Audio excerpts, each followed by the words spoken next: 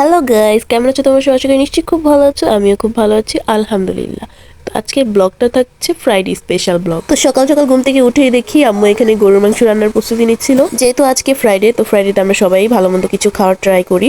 তো আম্মু আগের দিন আমার হাজব্যান্ডকে ফোন করে বলেছে যে আজকে আমাদের বাসায় দুপুরে খেতে, সাথে মাহিনকেও মানে আমার ননাসের ছেলেকেও নিয়ে আসতে বলেছে। তো আমি গরুর গোশতগুলো দেখতেছিলাম আর আম্মু বলতেছিল এই সবগুলো হাড্ডি আমার মেয়ের জামাইয়ের জন্য রেখেছি। আসলে আম্মু সবসময় এরকম করে, আমার হাজব্যান্ড হাড্ডি পছন্দ করে বিদায় আমার আম্মু সবসময় হাড্ডি তুলে তুলে রেখে দেয় তার জন্য। তারপর এখানে দেখলাম কক মুরগি ভিজিয়ে রেখেছে, এটা এখনো খুলেনি। গরুর মাংস খুলে গেছে, এটা এখনো খুলেনি, দুটোই রাত্রে ভিজিয়ে রেখেছিল। তাই এটা খুলতে খুলতে আম্মু এখানে গরুর মাংস মেখে চেকে বসিয়ে দিবে। আর আম্মুর হাতের গরুর মাংস মাশাআল্লাহ অনেক বেশি মজা হয়। তার মেয়ের জামাই সবসময় শাশুড়ি রান্নার প্রশংসায় পঞ্চমুখ, মানে সে সবসময় আমাকে বলে যে আম্মুর হাতের গরুর মাংস একটা অন্যরকম স্পেশাল, মানে কারোর সাথে মিল নেই কিন্তু অনেক বেশি মজা হয়। তো এখানে আম্মু আমাকে বলতেছে এই মশলাগুলো ব্লেন্ড করে দিতে। তো এগুলো এখন আমি ব্লেন্ড করবো, এগুলো রোস্টে এন্ড গরুর মাংস দেওয়া হবে। আর রোস্টটা কিন্তু আজকে আমি রান্না করবো, কারণ আমার হাতের রোস্ট অনেক বেশি মজা হয়, সেটা আম্মু বলে। তো আমাদের বাসায় কোনো অনুষ্ঠান বা ওকেশন বা ইনভাইটেশন থাকলে আমি সবসময় রোস্ট রান্না করি। শুধু রোস্টই না, রোস্ট, সবজি, ফ্রাই, তারপর হলো মাছ ভাজা, এভরিথিং, আবার ডিম বোনা, এভরিথিং আমি রান্না করি।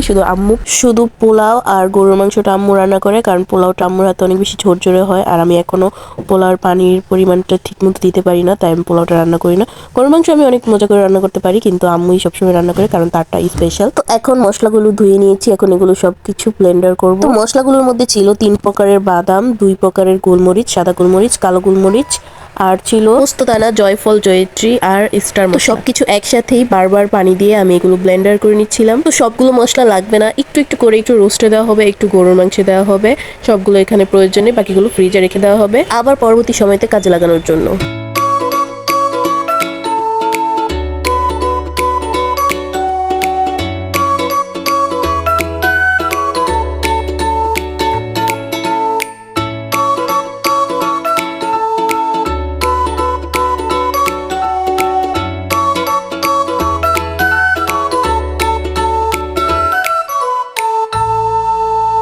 তো এখন চলো রান্না করি চিকেন রোস্ট। আর সের জন্য নিয়েছি একটা সোনালী মুরগি, যেটা ভেজানো ছিল। তো এখন খুলে গেছে, তো এটা লবণ আর ফুড কালার দিয়ে মেখে এখন এটা ভেজে নিব।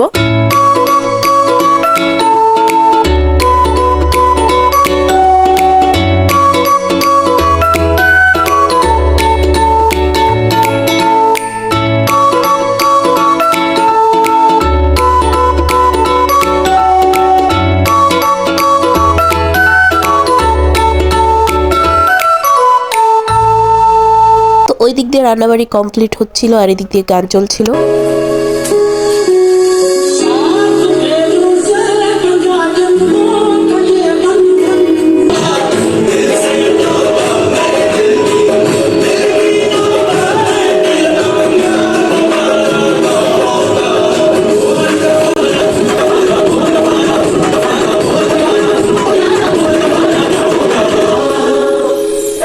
তো আম্মুর একদিক দিয়ে গরুর মাংস হচ্ছে আর আমি আরেক চুলায় বসিয়ে দিয়েছি রোস্ট। তো আমার হাতের রোস্টের রেসিপি তোমরা কে কে চাও নিশ্চয়ই কমেন্ট বক্স বলে যাবে, তাহলে আমি তোমাদের সাথে শেয়ার করব আমার হাতের স্পেশাল রোস্ট রেসিপি। তো আমি এখন টমেটো নিচ্ছিলাম, বেছে বেছে রোস্টে দেওয়ার জন্য 3টা লাল টকটকে টমেটো নিয়ে নিলাম। যেহেতু ঘরে টমেটো কেচাপ শেষ হয়ে গিয়েছিল, সেজন্য টমেটোই দিব আজকে।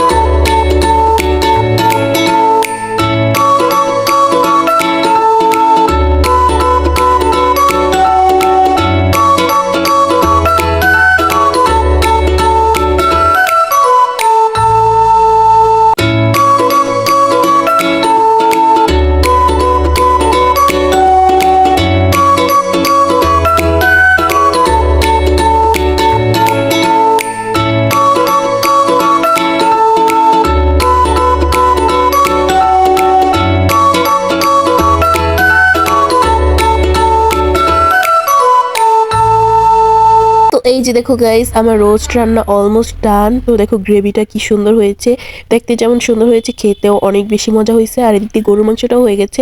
সবসময় আমি গরুর মাংসের মধ্যে 1 চিমটি হলেও চিনি দেই, তাহলে খেতে অনেক বেশি ভালো লাগে, মজা লাগে, সেজন্য একটু চিনি দিয়ে দিলাম। তো এখন বেশি না 2 পিস চিকেন আমি ফ্রাই করার জন্য ম্যারিনেট করে রাখবো। আমাদের স্পেশাল গেস্ট যখন চলে আসবে তখন এটা ফ্রাই করব, যেন গরম গরম পরিবেশন করতে পারি। তো চিকেনের মধ্যে দিয়ে দিয়েছি একটা ডিম, গুঁড়ো দুধ, গুঁড়ো মরিচ, তারপর হলো ধনিয়া গুঁড়া, তারপর হলো চিনি, লবণ, ভেষন, আদা রসুনের পেস্ট, সবকিছু একসাথে মিশিয়ে তারপর আমি এটা ম্যারিনেট করে রেখে দিয়েছি অনেকক্ষণ। তারপর রান্না করেছি ডিম বোনা। রান্না করার পর আম্মু চুলায় বসিয়ে দিল পোলাও, আর আমি এখানে কমলা খাচ্ছিলাম। তো গাইস দেখো গলার অবস্থা পুরো নাকি কথা বেজে গেছে। তো এখন পুরো বাড়িটা পরিষ্কার করব, কমলাকে একটু এনার্জি নিয়ে নিয়েছি। তো প্রথমে গুছিয়ে নিয়েছি এই রুমটা। বাসা যাওয়া যেতে গিয়ে আমি মাত্র পেয়েছি 9 টাকা, ভাবা যায়।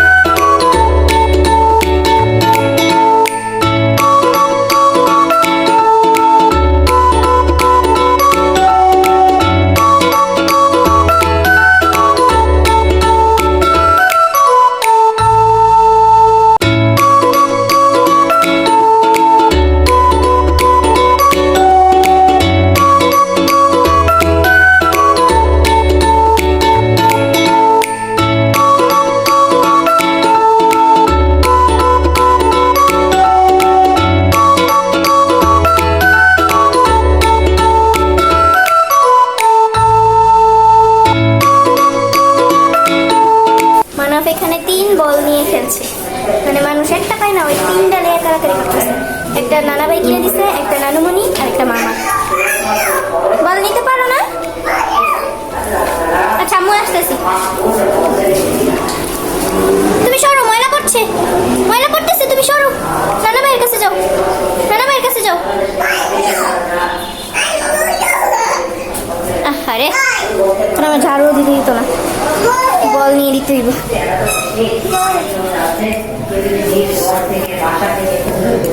তিনটা বল নিয়ে মানুষ খেলা করছে। তো একটা নিয়ে বাহিরে চলে যাচ্ছে, ছোট এটা।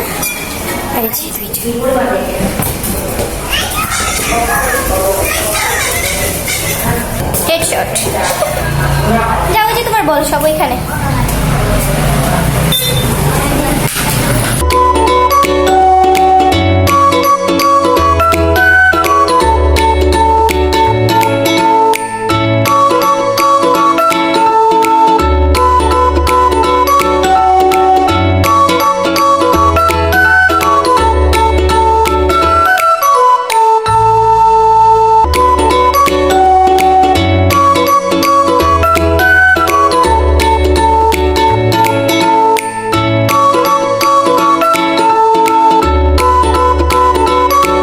এই যে দেখো আম্মু এখানে পোলাও বসিয়ে দিয়েছে। আমি ঘরের কাজগুলো শেষ করতে করতে অনেকখানি হয়ে গেছে, এখন বাকিগুলো শেষ করতে করতে পুরোটা হয়ে যাবে। তো এখন চলো বাহিরেরটা পরিষ্কার করা যাক। তো আজকে যেহেতু জুমা, তো আমাদের বাড়ির পাশেই মসজিদ, তো সেখান থেকে খুতবার আওয়াজ শোনা যাচ্ছে। যাই হোক, তো এখন বাড়ির পেছন সাইডটা পরিষ্কার করো। পেছন সাইডটা অনেক বেশি নোংরা হয়ে আছে, দেখো কত কাগজ, কত পাতা পড়ে আছে। তো এগুলো এখন সব পরিষ্কার করব। তো লাস্ট পর্যন্ত ভিডিওটা দেখতে থাকো।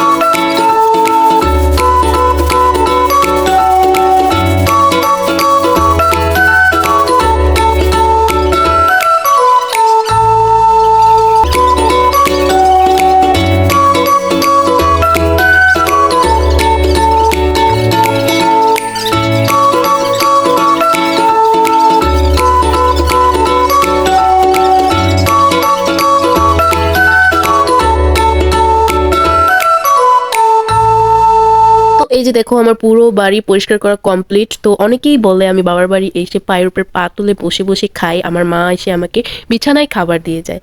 ভাই আমি না মানুষের মতো সীমার না যে আমার মা বসে বসে কাজ করছে আমি গিয়ে পায়ের উপরে পা তুলে বসে বসে অর্ডার করব, ঠিক আছে? এগুলো হয়তো যারা বলে তাদের স্বভাব, বাট আমার না, আমি যতটুকু সম্ভব মানে আমি যতটুকু পারি আমার আম্মুকে হেল্প করি। মাই গড, আমি এগুলো কেন এক্সপ্লেন করছি, কে তারা, তাদেরকে আমি কৈফিয়ত দিব? তো এই যে দেখো আমাদের নতুন জামাই চলে এসেছে গেটআপ সেটআপ দিয়ে। আমি এখানে ফকিন্নি বেশে বসে আছি আর সে পুরোই গেটআপে আছে। এসেই বলছে আমি এত সুন্দর করে সেজে আসলাম আর তোমার এ কি বেশ, দেখো কি পাটটাই না নিস। তো সে আমাকে না বলেই চলে আসছিল, আমি আবার তাকে পাঠাইছি দরজার সামনে যে সুন্দর করে আসো আমি ভিডিও করছি। এই দইগুলো সেই নিয়ে আসছে, আমাকে না বলে যেহেতু চলে আসছে তাই আমি ভিডিও ক্লিপস দিতে পারিনি, তাই এখন নিচ্ছি। তো এখন চলো ম্যারিনেট করা ফ্রাইগুলো বেজে নিই।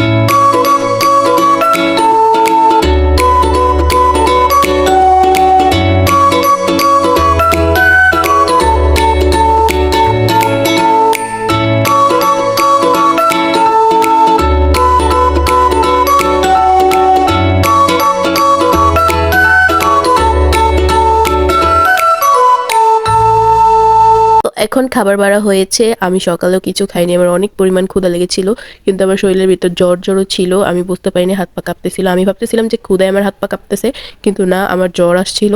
এই যে এখনো আমার জ্বর শরীরে, আমি বয়স দিতেছি। তো এখন আগে থেকে একটু কমছে, কিন্তু ঠান্ডাটা রয়ে গেছে।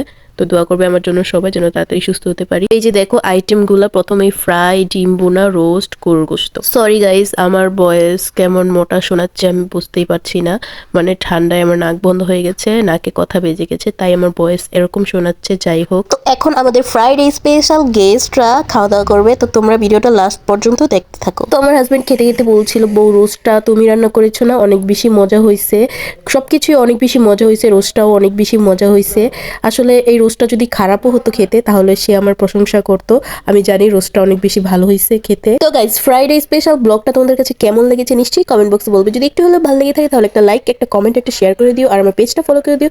ইউটিউব থেকে দেখলে সাবস্ক্রাইব করে দিও। তো আজকের মতো এখানেই, আল্লাহ হাফেজ।